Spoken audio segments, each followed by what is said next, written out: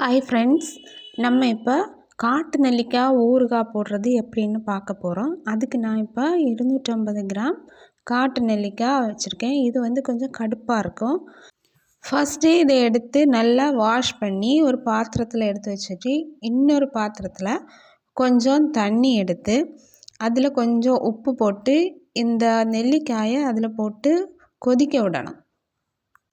நெல்லிக்காய் நிறைய நோய்களுக்கு மருந்து. அதுலேயும் காட்டு நெல்லிக்காய் ரொம்ப நல்ல மெடிசனாக கிராமங்களில் யூஸ் பண்ணுறாங்க. சித்த வைத்தியத்துலேயும் ஆயுர்வேதத்துலேயும் கூட இந்த நெல்லிக்காயை யூஸ் பண்ணுறாங்க.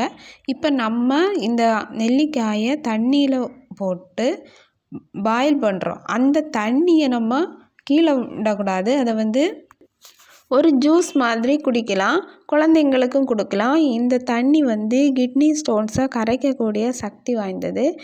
ஒரு வாரத்திலேயே ஹீமோகுளோபினோட அளவை கூட்டக்கூடியது. நெல்லிக்காயை பாயில் பண்ண வச்சுட்டு நம்ம இதுக்கு ஒரு பொடி தயாரிக்கணும். அதுக்கு 1 ஸ்பூன் கடுகு எடுத்து வறுக்கணும். எண்ணெய் எதுவும் விட வேண்டிய தேவை கிடையாது. எண்ணெய் விடாமல் இந்த மாதிரி இது பொட்டி வர்ற அளவுக்கு வறுத்து தனியாக வச்சுக்கிடணும். அதே மாதிரி 3/4 ஸ்பூனு வெந்தயமும் எடுத்து அதையும் வறுக்கணும். ரெண்டையும் நல்லா வறுத்ததுக்கப்புறமா பொடிச்சு பொடியாக வச்சுக்கிடணும்.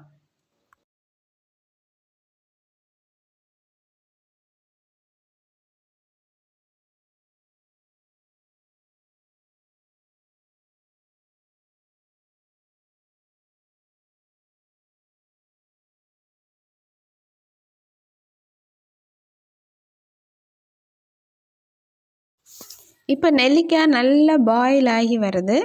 இந்த ஸ்டேஜில் வந்து நம்ம எடுக்கணும். இப்போ நம்ம எடுத்து பார்க்கும்போது நெல்லிக்காய் நல்லா வெந்து அதோட போர்ஷன்ஸ் வந்து கொஞ்சம் வெடிச்சிருக்கும்.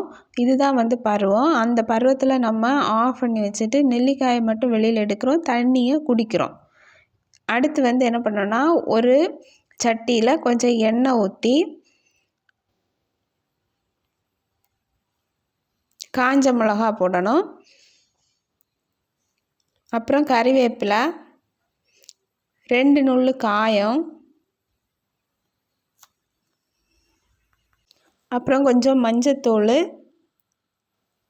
மிளகாத்தூள், மல்லித்தூள் எல்லாம் போட்டு நல்லா வதக்கணும். இந்த மசாலாயோட பச்சை வாசனை போகிறது வரைக்கும் நல்லா வதக்கிட்டு நம்ம பாயில் பண்ணி வச்சுருக்கக்கூடிய நெல்லிக்காயை எடுத்து இதில் போடணும். போட்டு அதையும் நல்லா வதக்கி விடணும். அப்புறம் கொஞ்சமாக புளி தண்ணி விடணும்.